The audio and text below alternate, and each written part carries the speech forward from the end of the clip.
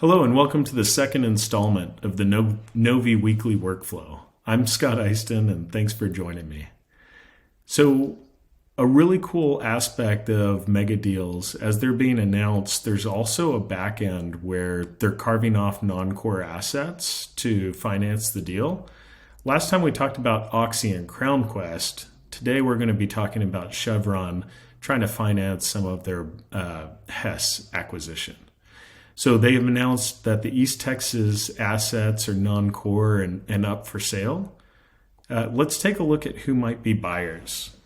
So the first thing I usually do is understand what is the trend of planned activity over time. So this is permits over time. And what I want to see is like a stack ranking of who has the most plans in the area. So by grouping up by operator, I really quickly see that Tokyo Gas leads the way. Exxon, Sabine, Amplify, Arlacy, Comstock, some good usual names for this area. Having said that, I usually get a sense for where they're going to be completing these. And so you can see the lines here correlate to formations. And I'm looking at the first 6 months of gas for each first production date of the wells. And you can see the thickness of the line is actually going to correspond to the number of wells we're talking about. So the lion's share jump into the Haynesville shale. Bossier isn't as apparent here, but it is kind of a wild card. So it can be really productive or it might be hit or miss. The other aspects are these secondary zones, the upper and the lower Cotton Valley. And then as a reminder down here is kind of like our capital costs. So lateral length and proppant amounts. And you can see we really try hard to produce the Haynesville. So the lateral lengths and the proppant loading between the Haynesville and the Bossier are pretty uniform. Whereas the secondary zones are really far down here. So there might be some upside potential here if we wind up applying some modern completion techniques. That said, I'm going to normalize it by lateral length, and we'll see the Haynesville kind of jump back down into kind of the medium range here. The other thing that I'm going to do is I'm going to flip this over to operator to get a sense for how Chevron completes relative to others. And having clicked that, you can see Chevron pretty lower quadrant in terms of production.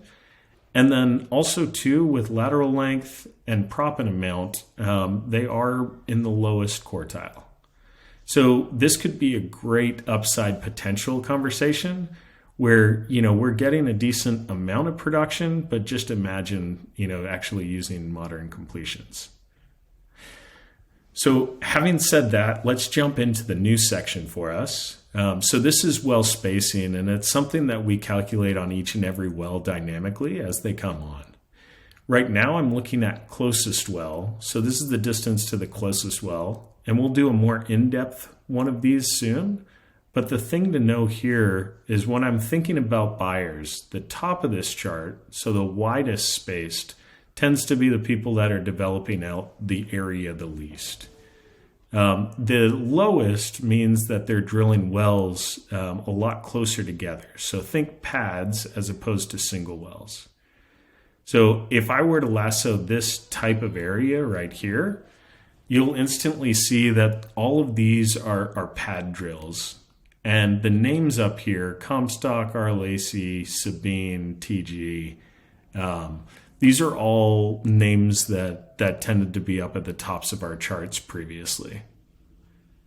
Having said that, if I were to pick on something like a Chevron, and I pick on their most recent well drilled, you'll wind up seeing that it is a single well, and it tends to be pretty alone here.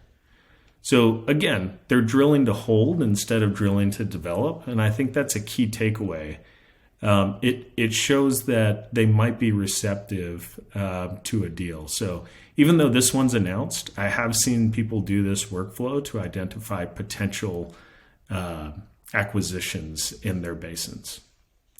All right, stay tuned for more in-depth walkthroughs of things like this, but thank you for joining and talk soon.